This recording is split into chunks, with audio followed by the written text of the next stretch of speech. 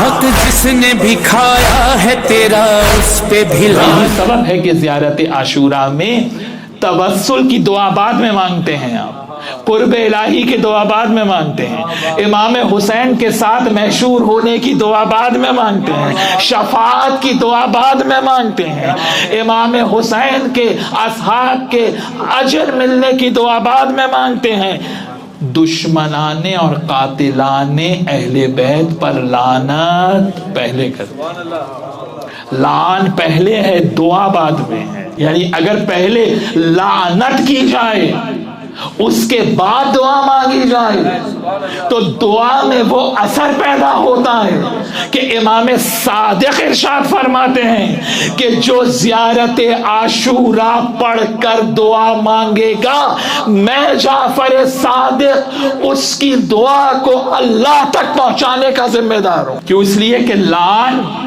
پہلے ہے اور توسل بعد میں ہے۔ کیوں؟ اس لیے کہ پہلے بروں کو دور کرو گے جبھی تو اچھوں کو قریب کرنے کے قابل بنو گے۔ جب بروں کے لیے سافٹ کارنر دل میں ہوگا تو اچھوں کے قریب جانے کے قابل ہو نہیں سکتے۔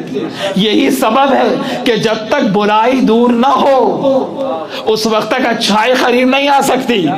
بھئی جب تک حسد دل سے نہ نکلے، جالسی نہ نکلے، انوی نہ نکلے، یہ تمام برائیاں دل سے نہ نکلیں، جھوٹ نہ ہو، تبھی تو اچھائیاں ہوں گی نا۔ تو جب اعمال میں جب تک برے اعمال دور نہ ہوں اچھے اعمال قریب نہیں آ سکتے۔